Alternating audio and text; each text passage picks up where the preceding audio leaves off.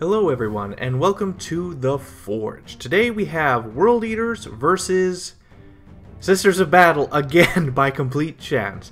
Now, this is going to be a different type of video. Now, normally we have a very well-crafted show, good back and forth and stuff. I have none of that. So the sad reality is my other two people that I play with actually all have the same problem. They have wives who said they can't play often anymore, and so basically they can't make the game this time, and so this is going to be a slightly different format. This is going to be an after show, so basically I am going to play against randoms who randomly also played Sisters. So I mean, that's how it is. So the show format is going to be a bit more messy. The commentary is going to be a bit different because I can't really just randomly grab people and make them part of the show or like do all the extra detail stuff.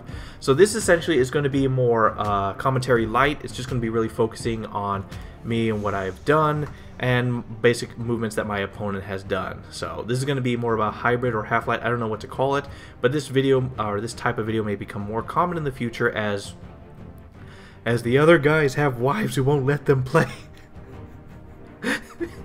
That's the basic of it. There's more complexity to it, but no, that is completely the reason. So let's go in and get into the armies. So today I am bringing 2,000 points of World Eaters, and this is just hours after the DATASLATE came out and crushed everyone's dreams.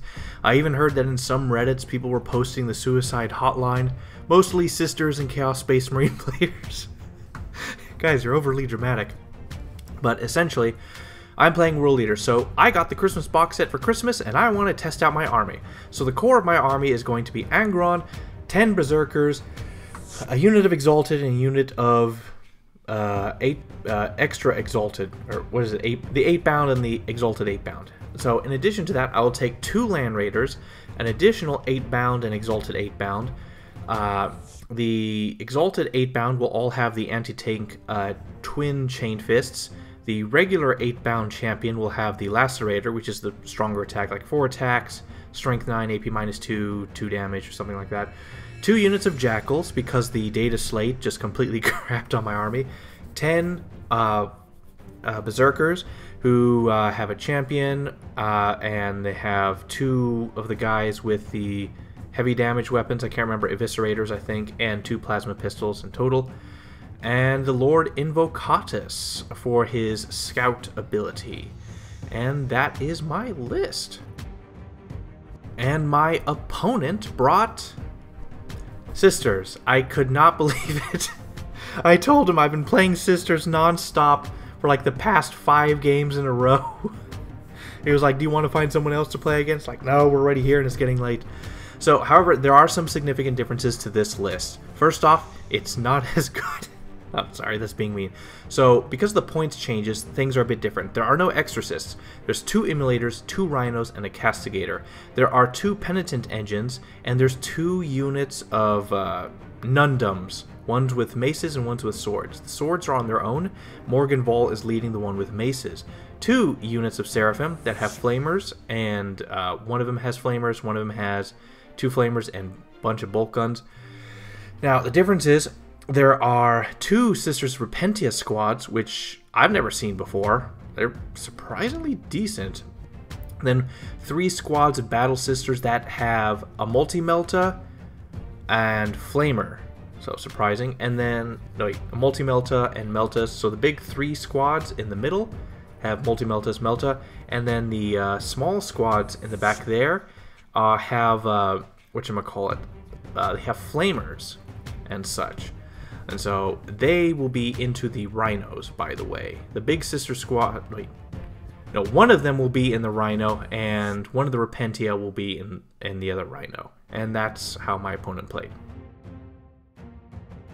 And for the mission for today, we have Hammer and Anvil deployment, Chilling Rain, and Sights of Power, which is a big deal because it means that only the center objectives can be scored. And they're only worth 3 points apiece, and if there's a character on them, you get an additional 3 points, which really hampered both of us, because all my characters have to be in the front beating things into the ground.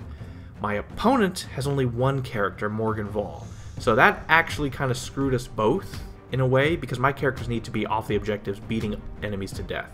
So, and this was our beautiful battlefield. A really nice map my opponent provided, and it was really good. I really should have asked him where he got that. Dang it. It's really equal and balanced. Nice map. It provides plenty of cover, some tight line of sight lanes, but yeah, it was really nice. Alright, and for deployment, I lost the roll-off and I had to go first. So I put my fodder units down first, because essentially this army only has 3 prongs, like 3 prongs of attack. The Land Raiders and Angron. Angron, so here's the thing. This is literally the first time I've ever played this army. I've read their stats and they're like, I can see the weaknesses and issues. A screener army can easily just slaughter me, or just stall me and just blow me off the map. I have too few models and too few wounds. And so I need the Land Raiders to be basically brick walls that just sit on objectives and shoot and bumper car anyone that gets near an objective. And I only had 2 units of Jackals as a fodder unit, so one would stay in the back and one towards the middle to go to the middle. And essentially I put them out first in order to try to bait out something. Nothing came out that was really interesting. He just put some basic Battle Sister squads out. It's like, okay, I got no information. And so I just did an even spread. 1 Land Raider on the bottom, 1 Land Raider on top. Remember, each Land Raider has an Exalted and regular 8-bound unit in it. Invocatus came towards the bottom because, by the looks of it, I would have some pretty decent cover from shooting all the way to the middle, bottom middle objective. So I put him there. And then Angron I put on the bottom. So I was bottom heavy on this army deployment, mostly because it had better cover. And yeah, essentially, so if I put him up top, I'd be very far. I could only place him where the Land Raider was, and he would get blocked off, or he could easily be shot off by line of sight immediately. So I chose the spot that would have the best cover up to the middle of the board. And then my opponent, I don't know fully what he was thinking, but I do know he's essentially relatively new to Sisters, and so he went with a Horde army, and he is also adapting to the new DATASLATE, and so he has a bunch of Horde models. And his original plan, after playing with him, was that to flood the board with bodies. Because that's how you do. You flood it with OC and just tank and hold out. And so, so he didn't really counter me. He sort of spread out and was cautious of first turn charges. So he placed guys kind of farther back, which was a smart play. And I was talking to him because he was casual and he was relatively new to TTS as well. So I was also, I don't consider myself an expert at all in any way, shape, or form.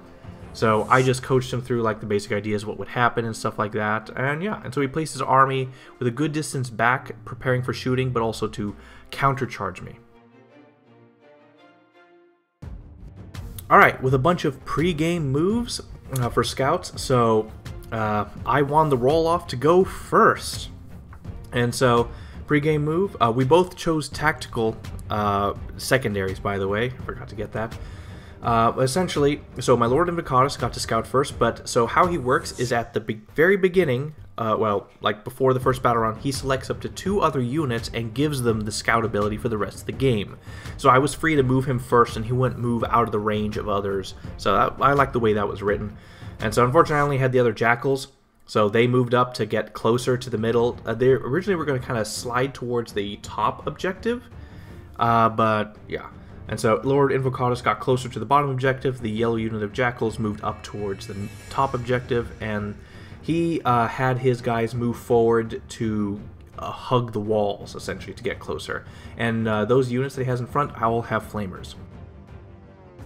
And so I begin my first turn with movement phase. So I first do my objectives, which I got tempting target and extend battle lines. He chose the bottom objective to be the tempting target, and I just have to take some objectives in the middle, which is perfect for me. Goodness. I got super lucky here, so this beginning was super lucky.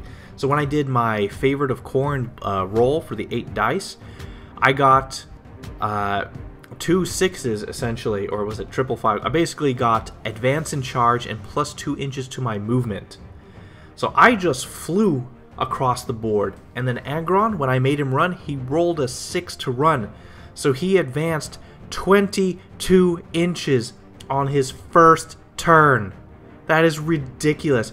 14-inch move plus 2 inches for the blessings brings him to 16. Plus 6 is 16 plus 6, yeah, 22. Yeah, gotta make sure I didn't screw that up.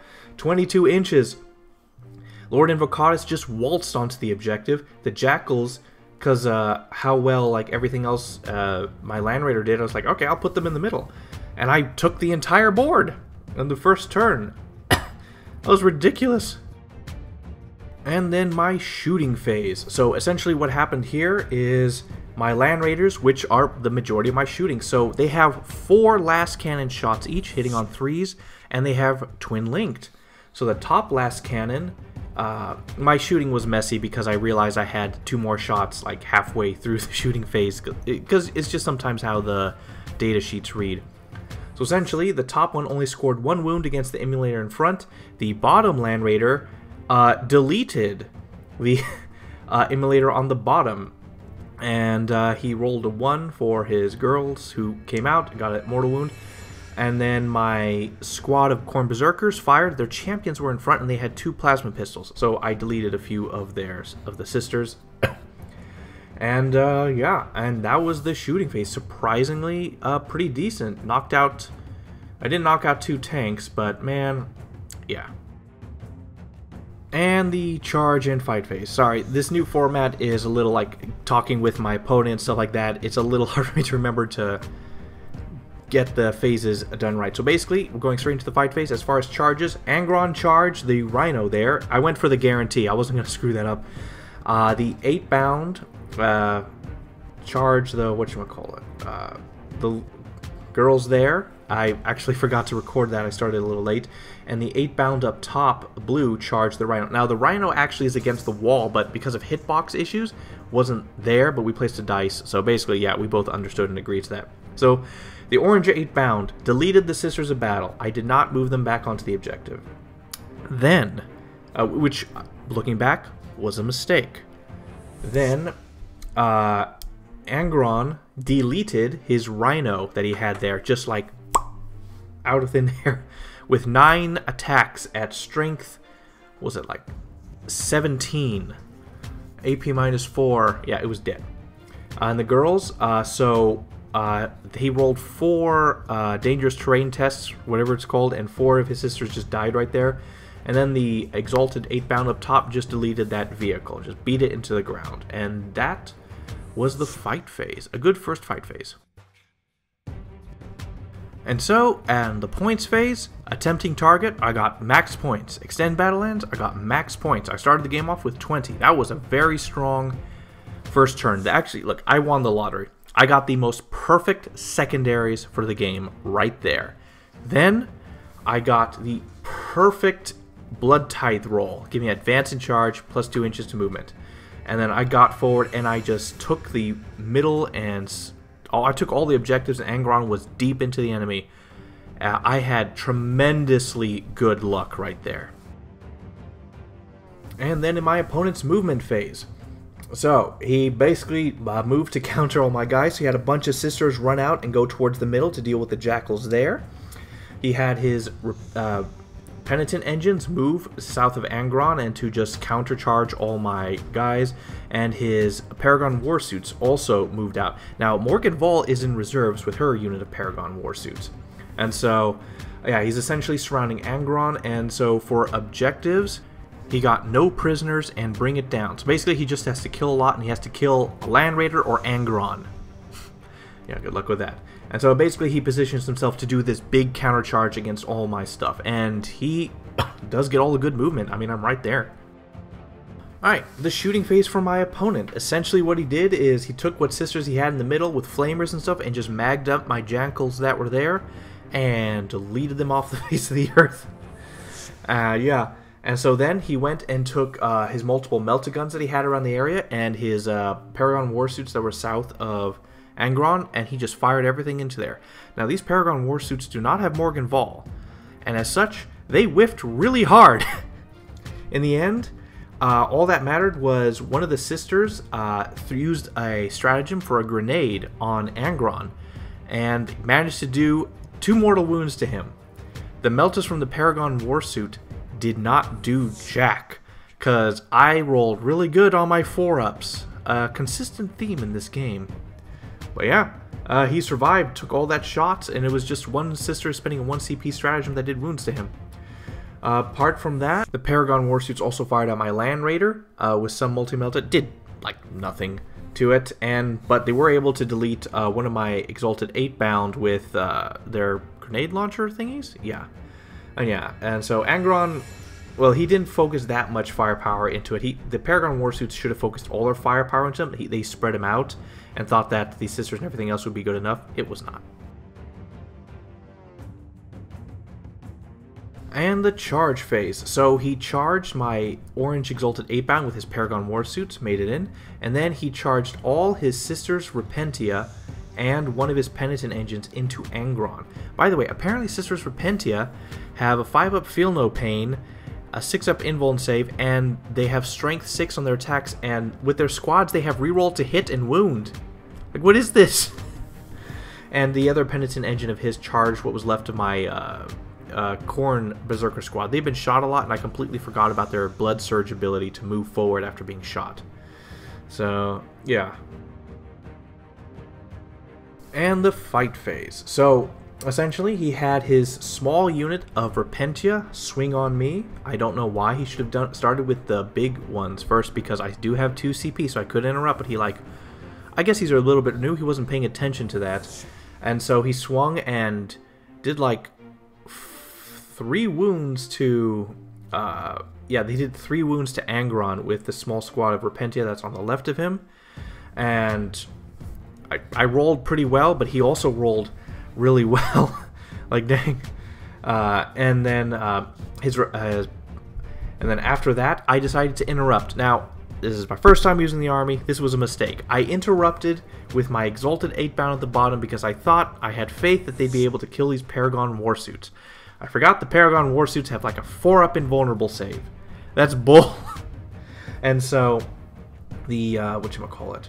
So I did not interrupt with Angron, which was the smart thing to do. I thought he would survive because that squad of 5 barely tickled him. So I was like, oh, he can totally take on that group of 10. It's no problem.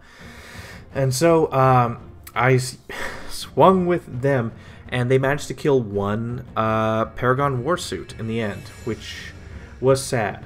And then he swung with his full 10-man squad of Repentia onto Angron and brought him down to 1 wound left. Ouch.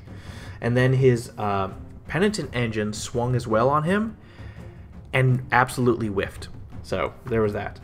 Then after that, his other Penitent Engine swung on my Khorne Berserker squad and killed a few. I only have 3 left in the squad. After that, Angron got to go, and so he swung on the big squad of 10, and he deleted 9 of them. Yeah, well, that happened. And then he was more than likely going to die. Looking back, I should have interrupted with him. That was obvious. But what I should have also done is maybe I could have gone for the guarantee, because in the future splitting attacks was kind of a problem. So if I would have put all his attacks into the partially dead squad and just wiped them out there, all my future attacks would not have been split, and I wouldn't have not had to, like, because I had a lot of bleed over because I have a lot of attacks for my squads. So if I had the ability to look in the future, it would have been smarter to delete the smaller wounded squad and leave the larger squad there for later. But yeah, and that was the fight phase. Alright, he got some kills with no prisoners. He wiped out my orange Exalted 8-bound squad. He failed to get Bring It Down, and he decided that he needed the CP the most because he kept spending them. So he got rid of Bring It Down to get a CP back because he spent them all. I can't recall where, but yeah. Alright, my second turn. So, I got Secure No Man's Land and Defend Stronghold, which is hold 2 middle objectives and hold my back objective, which I already had, so I was guaranteed to get these. Like, I got super lucky with these secondaries. Like, dang it. It's like beginner's luck. First time using this type of army. And so, as far as going into the turn, I had my Blessings of Khorne roll, and so I had to labor over it. And so basically I was able to get sustained hits. I had a choice between lethal and sustained, so I went with sustained because lethal hits my guys are hitting at such a strength and so high that it is not hard to wound them, and so lethal hits is sort of a waste, but he has so many guys, I need as many attacks as I can get. So I go with sustained hits. And so, yeah, so I go with plus 2 inches to my movement, which is basically guaranteed army-wide, because you are guaranteed a double, at least. And so, plus 2 movement and sustained hits. After that, I begin my strategic movements. So currently, both my regular 8-bound squads were in each of their appropriate rhinos. And so, for the top, my blue squad of Exalted moved forward to get into cover to be able to basically beat that rhino and get into his lines. Then my other regular Exalted, or no, 8-bound, moved towards the middle, and I was going to basically beat the crap out of both those squads, mostly the one that was on the objective. Now the Invocatus squad fell back because he can fall back, shoot, and charge. He gives that ability. Positioned himself to be able to do a 50-50 split so I can react to whatever's available for charging later between the Sisters and the Paragon Warsuits and the Penitent Engine. Then my other, whatchamacallit, Exalted squad on the bottom came out. Now, so when they come out of the Land Raider, you get 3 inches extra to your movement. Then you have the 2 inches from the Blessings of Cornwall, so that's 5 inches total, and their base movement of 9. So they had a free 14-inch movement just from that without running. And so they went to the south of Angron to aid him, save him, do something. And so, yeah, that was essentially my movement, and my top Land Raider shifted over. So the idea was, if enemies were going to get on it, I needed to block their access to it, so he moved around the building, and basically they could not move on to the objective except through him, at least from the front. And the shooting phase. Now, surprisingly, there was a consistent theme. The blue Land Raider up top would constantly disappoint. The green Land Raider on the bottom would be MVP of this game. Just about. So, blue Land Raider on top fired at that rhino that was there and did 2 damage to it with 4 last cannon shots. It was terrible. Only 1 went through. He missed a bunch. And when I rolled to damage, I rolled a 1. And so it's d6 plus 1. Then, at the bottom, my green Land Raider deleted the Paragon Warsuits entirely with all his shooting. Actually, only the last cannons. He didn't even have to fire the other weapons. And, yeah, I did not expect that. And that was the shooting phase. Oh, wait, and the Lord Invocatus and the champions he had with plasma pistols mag-dumped the Sisters that were there and killed like 2. And the charge phase, which is actually a bit more important with Angron on the field. So apparently, at the beginning of your charge phase, you get to select one of 3 abilities for him. And these are good auras. And so Angron, even though he's about to die, he's going to put out a 6-inch aura of reroll to hit. And while no one can really take advantage of it, after they charge and get into their combats, they then are closer to Angron and can benefit from his stuff. So first, the Land Raider charges the Penitent Engine. So I spend 1 CP to tank shock. And I rolled incredible. I rolled max amount of mortal wounds and deleted the Penitent Engine outright. Then my green 8-bound charged the Penitent Engine that was south of Angron. My Lord of Mokadas charged the 3 girls that were there. They got a really high roll, so I positioned them that after I slaughtered them, I'd be able to move on to the center objective, just in case. And then my regular 8-bound up top multi-charged the Sisters and the Celestians that were there on the center objective. And then my Exalted 8-bound charged that poor rhino. And it's about to be hunting time.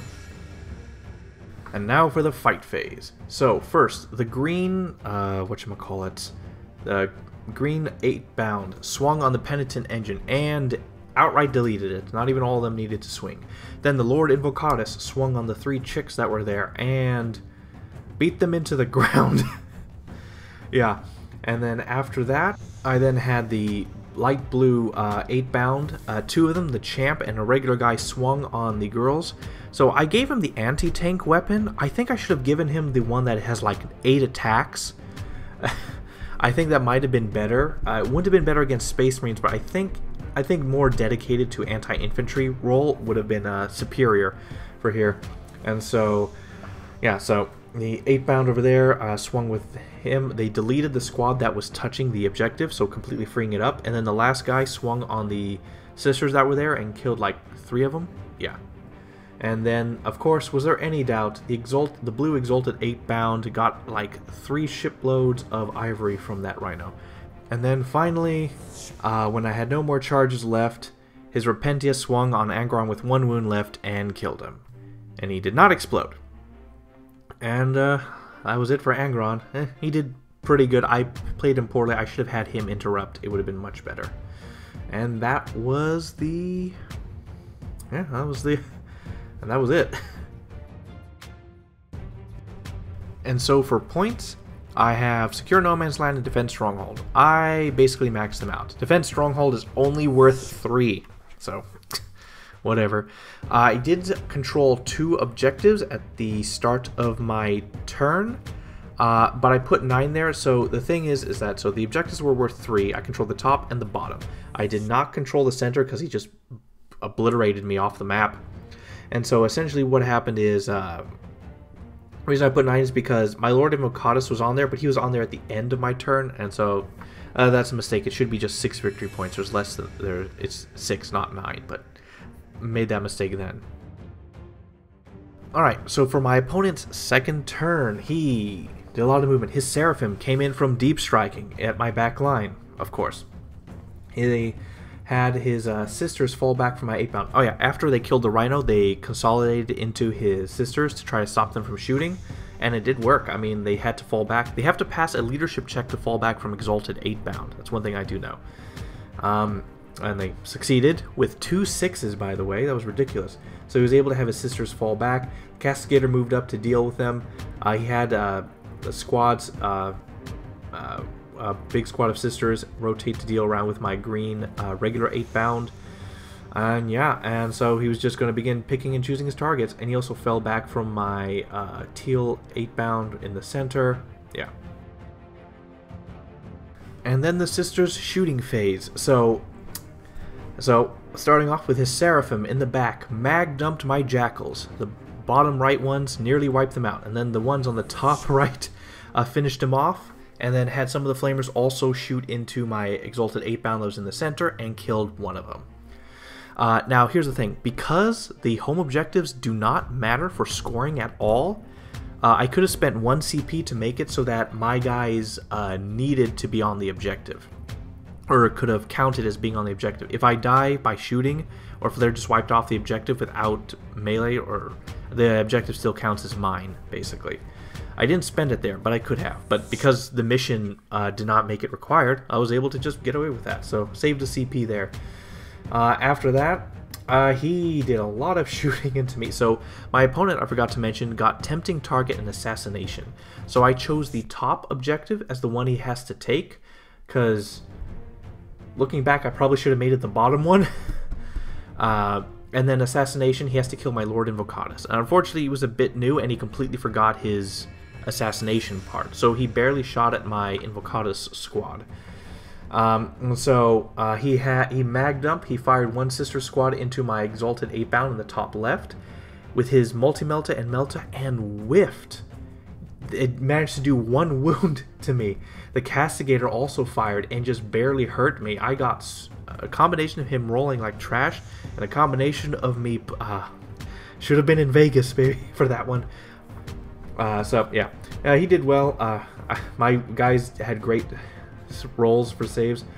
However, his other Battle Sister squad towards the bottom, that's above my green Exalted, fired into my Invocatus squad and killed like 2 of them. So... that happened. He also had the Castigator fire his Hunter Killer Missile at my Land Raider at the bottom, and he did like 5 damage to it, and so that hurt, but it did not bracket it. Then he had Morgan Vol squad up top, so he did a split fire. Half of the Morgan Vol and 1 character would fire at the Exalted 8-bound, and then the rest would fire at the Land Raider. They whiffed against the Land Raider, barely scratched him. He brought it down to, I think, like, it was 10 or 7, but either way, he was above being bracketed. However, they managed to kill all the 8-bound except the champion.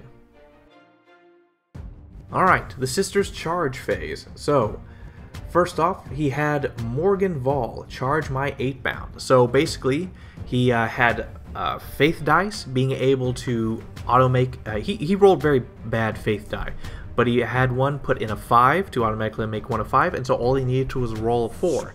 He rolled a 3. He spent 1 CP to re-roll it. He rolled a 3. That's why you delete dice before you re-roll them. And so Morgan Vol and the girls were just out. After that, he had the Battle Sister Squad charge. He thought he got it, but apparently he needed a 5. He needed a 6. He rolled just a 5, so he had to put them back. Then he had the Castigator charge, and he made it in completely. And then to try to help and protect, to help the Repentia on the bottom, he had the Squad of Battle Sisters charge my green, what was it, 8-bound. And yeah, well, I mean, they have fists, so yeah.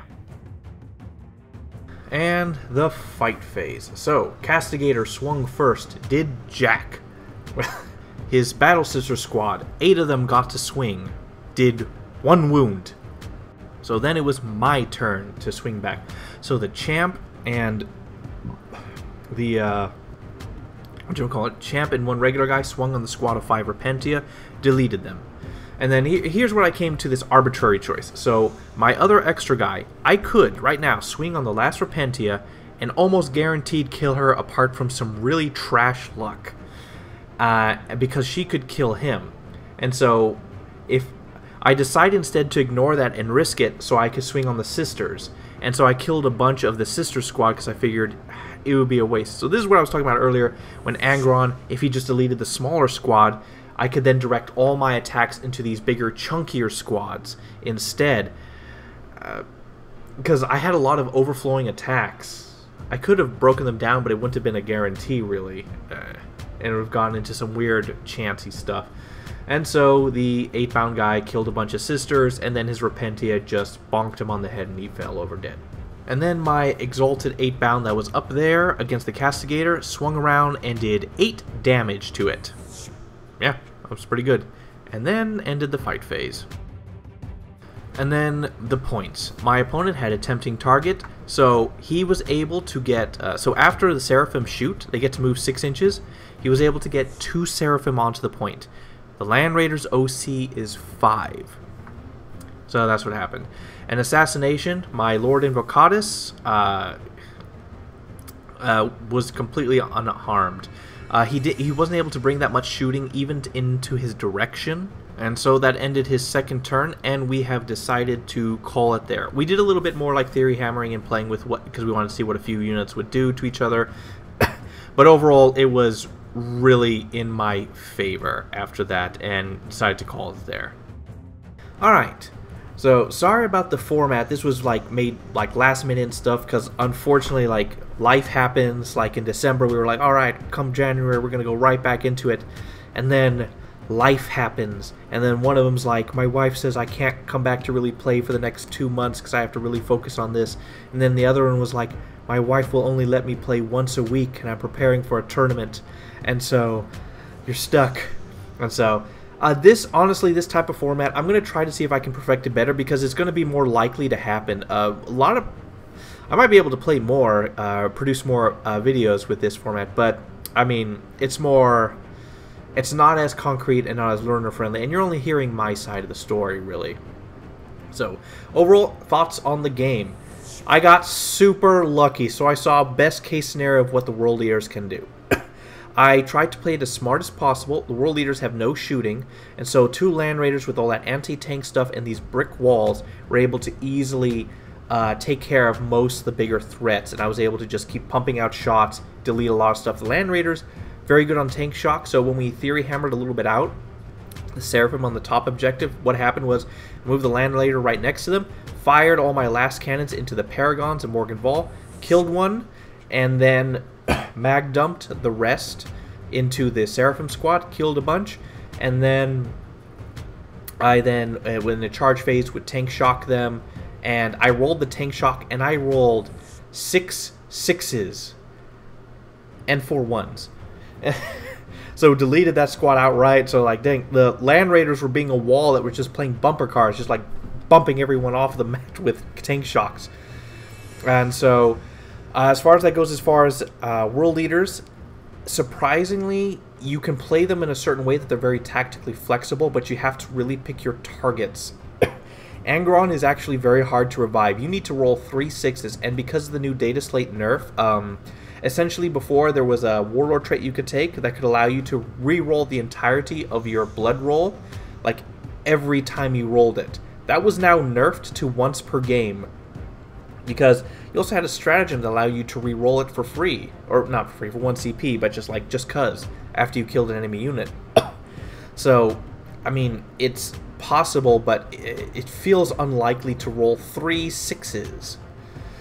But apart from that, you will always be guaranteed 2 inches to your movement for your entire army. Unless you choose not to, you are guaranteed 1 double. So that is really strong. I got super lucky at the beginning with Advance and Charge. My opponent did very well. He apparently plays mostly Grey Knights and Tau against them. So he's used to mostly shooting armies. So a combat army he wasn't really strategically prepared for. Now he was going to do the logical play of swarm the objective with bodies.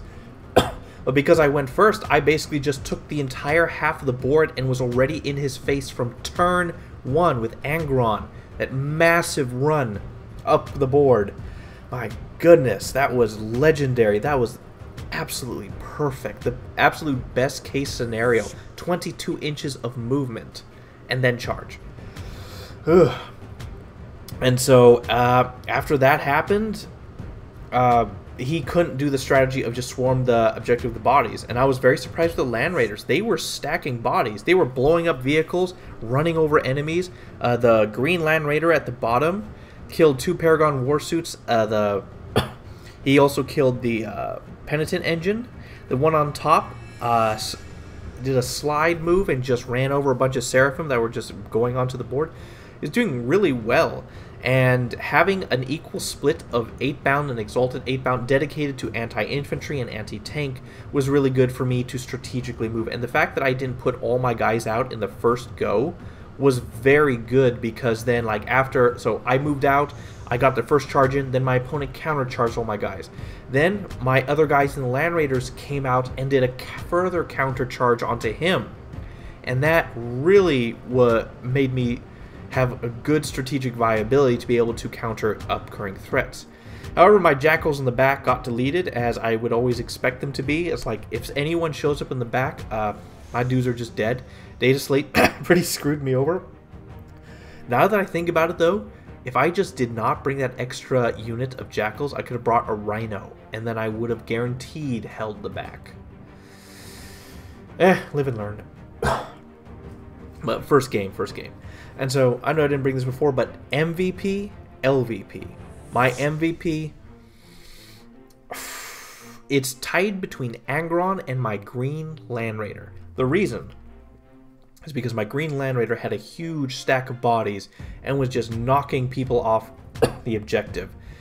Killed a Rhino, killed 2 Paragon Warsuits, drifted over a Penitent Engine, did extremely well. Then Angron, not because he killed a Rhino and 9 Repentia and then died. That you would think that's not that big of a deal.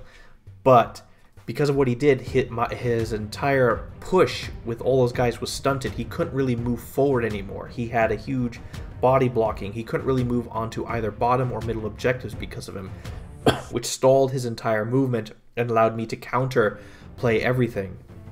And so that went extremely well. So he strategically was very useful to me. But overall, I feel the Green Land Raider, kills, and he held the objective. So when there's a huge question of who's the best, points. Who brings me the most points? Land Raider was it. Land Raider did the job. Green Land Raider's MVP. LVP, everyone did incredible. Except the Jackals, they sucked. LVP, they got deleted the first time they got a whiff of bolter fire their way. So, it's how it is. Alright, after that, the last things, overall thoughts, I'm going to keep playing World Leaders. I'm sorry about this format, it's not our usual way we play, even way we record. I'm recording this after and I'm bringing things back from memory, looking at stuff.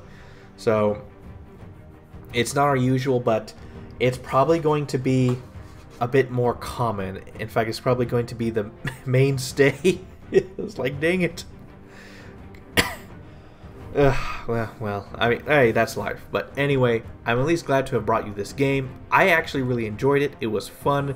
I had a lot of luck on my side. I did not expect to do this well. I rolled a lot of 4-ups, a lot of 5-ups. I rolled a lot of 3-up armor saves, which I almost never do. And then, like, I had great rolls at the very beginning of the game. It was ridiculous. So, yeah, that was it. And like the video if you like the video, share if you want to share, comment if you want to comment, and more to come. Bye.